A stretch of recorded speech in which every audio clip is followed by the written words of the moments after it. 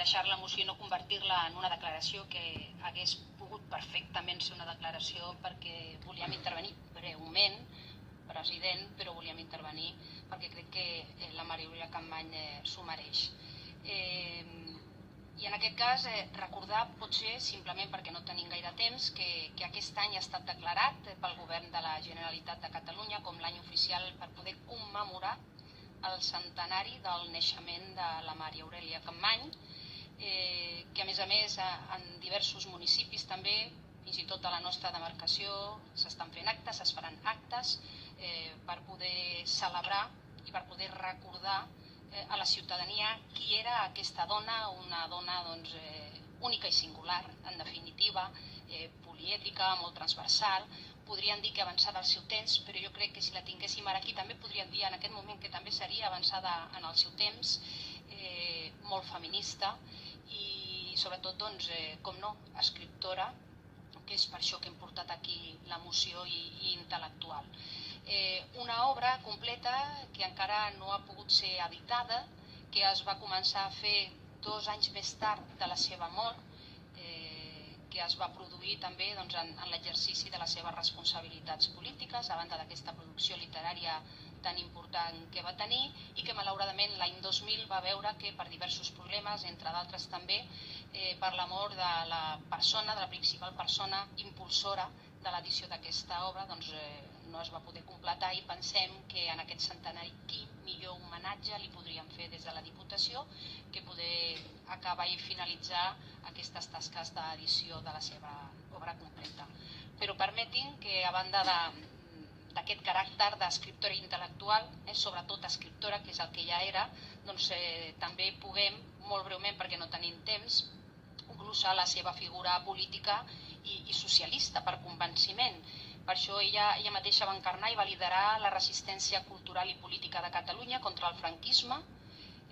Fins l'any 76 no va assumir una afiliació política concreta, que en aquest cas es va incorporar al procés constituent del Partit Socialista de Catalunya.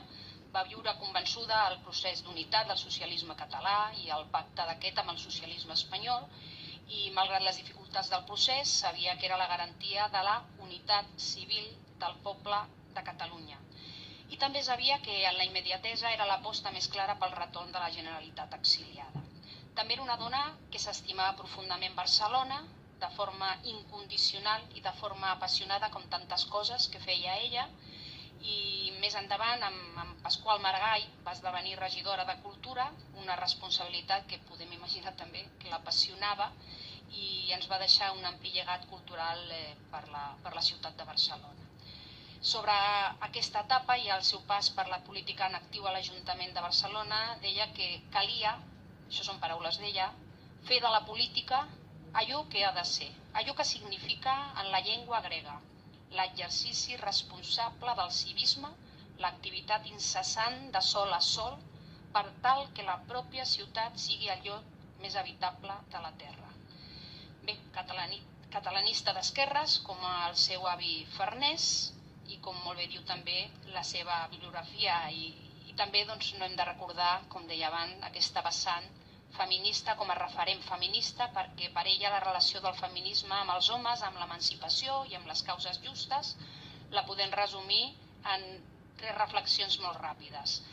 La dona no aconseguirà res si no comprèn i accepta que la seva lluita no és una lluita a favor de la dona, sinó a favor d'una persona oprimida, utilitzada, injustament tractada, i precisament per això, quan arribi a aquest convenciment, farà causa comuna amb totes les reivindicacions justes de la terra, les laborals, les nacionals, les racials.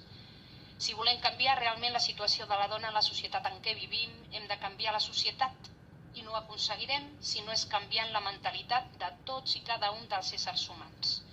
I una altra de les seves cites, aquesta en castellà: los negros conscientes no desean ser blancos, pero desean no ser negros para los blancos. Las mujeres feministas no desean dejar de ser mujeres, no és un problema d'envidia, sinó de justícia. Bé, una dona combativa, evidentment, fins al final, i ara sí, per acabar, president, però jo sé que també ha tingut flexibilitat perquè parlem de la Maria Aurèlia Capmany, a més una dona que va ser diputada d'aquesta corporació, Doncs ella va ser reivindicativa, combativa i rebel fins al final, i es recorda el darrer ple a l'Ajuntament amb un vestit llarg i negre i calba pels efectes de la quimioteràpia. En Pasqual Maragall, per tranquil·litzar-la, li va dir que podia posar-se un mocador al cap i ella li va etzibar: que no hi aneu, els homes, de calbs, quan us cauen els cabells? Per què jo m'hauria de posar un mocador al cap? Lliure, la meva calba. Aquesta era la Mare Aurèlia, i sí, per acabar, ho faré no amb unes paraules meves, perquè evidentment no s'ho mereixeria, sinó amb unes paraules